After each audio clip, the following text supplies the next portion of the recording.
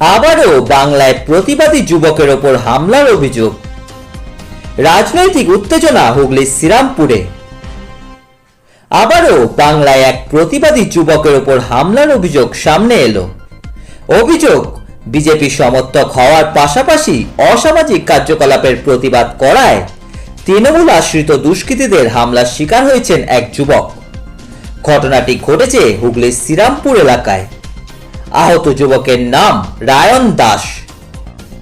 তিনি জানান, 3 দিন আগে প্রয়াগরাজ যাওয়ার উদ্দেশ্যে শ্রীরামপুর রেল স্টেশনে টিকিট কাটতে যাচ্ছিলেন। সেই সময় স্টেশনের টিকিট কাউন্টারের সামনে প্রকাশ্যে 60টা পাট কাটা চলতে দেখেন তিনি।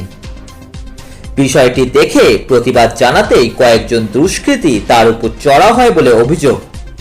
রায়নের দাবি, ওই দুষ্কৃতীরা প্রত্যেকেই তৃণমূল কংগ্রেস আশ্রিত। তার অভিযোগ, আমরা যুব সমাজের কথা চিন্তা করে এই ধরনের অসামাজিক কাজের প্রতিবাদ করাতেই ওরা আমার উপর হামলা চালায়। ওরা স্পষ্টভাবে বলে, বাংলায় বিজেপি চলবে না। আহত যুবকের আরও অভিযোগ, তৃণমূলের শাসনে রাজ্য জুড়ে 60টা অপরাধ ও নারী নির্যাতনের মতো ঘটনা বেড়েই চলেছে এবং এই সবের বিরুদ্ধে প্রতিবাদ করলেই হামলার শিকার হতে হচ্ছে।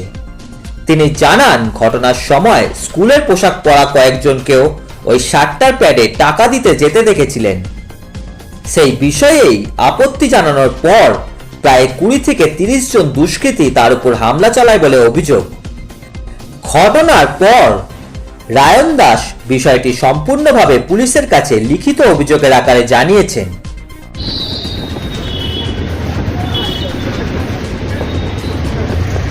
গত 3 দিন আগে রাত্রিবেলা আমি প্রয়াগরাজ যাওয়ার জন্য শ্রীরামপুর স্টেশনে তৎকালের টিকিট কাটতে যাই।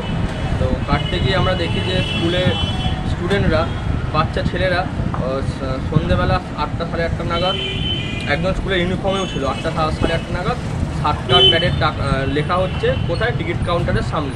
তো আমি এই প্রতিবাদ করাতে তৃণমূলের 30-35টা ছেলে আমাকে মারধর করে, বলে তুই বিজেপি করিস বলে মারধর করে। আজকে পশ্চিমবঙ্গে বিজেপি করা অপরাধ, আর তৃণমূলের লোকেরা 60টার প্যাড লিখুক, যে কোনো দুর্নীতি করুক, ওরা যা ইচ্ছা তাই করতে পারে, কিছু প্রতিবাদ করলে ওরা মারধর করবে।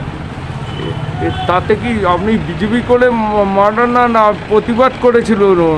আমি বিজেপি কর্মী, প্রতিবাদ করেছিলাম বলে আমাকে মারধর করা হয়েছে। আমি বলতে চাইছি, এই যে পশ্চিমবঙ্গের এই যে কাঠামো, এই কাঠামোটাকে তিলে তিলে তৃণমূলরা যে ধ্বংস করছে, শিক্ষা ব্যবস্থা তো কিছুই নেই। তারপরে কজন ছিলে তোমরা? আমরা ছিলাম 3-4 জন। তাদের মধ্যে একটা ছেলেকে মেরেছে, তার হাত ভেঙে গেছে, তো এখন বাড়িতে আছে। বাদ বাকি সবাই এমনি ইনজিওর হয়। ভয় তো আমার তো লাগছে, কেননা তৃণমূলের ছেলেরা মারধর করছে, এরকম করলে তো আমাদের তো অসুবিধা হবে না। তাহলে আমরা বিজেপিও করতে পারবো না, আর আমাদের বিজেপির কর্মীরা কেউ বাইরে বেরোতেই পারবে না যদি তৃণমূলের ছেলেরা যদি মারধর করে। মায়েদের সবাই আতঙ্ক। তাতে আপনার ছেলের প্রতিবাদ, এরকম কি প্রতিবাদী ছোটবেলা থেকেই? ছোটবেলা থেকেই প্রতিবাদী, আমার 2টো ছেলে।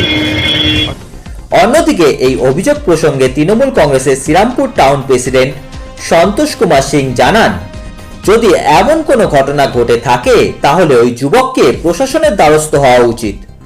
শ্রীরামপুরে এই ধরনের সংস্কৃতি নেই।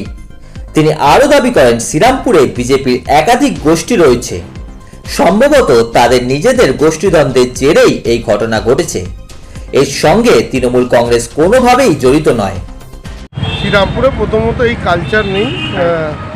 যদি কেউ অভিযোগ করে থাকে স্পেসিফিক থানায় করুন, আমরাও যদি জানলে সেটা নিশ্চয়ইভাবে সহযোগিতা করব।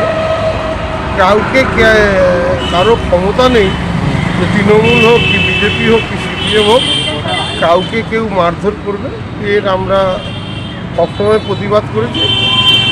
তো যদি কেউ কাউকে মারধর করে থাকে, কে বিজেপি কর্মী জানিও না, নিশ্চিতভাবে আইনগত ব্যবস্থা নেবে।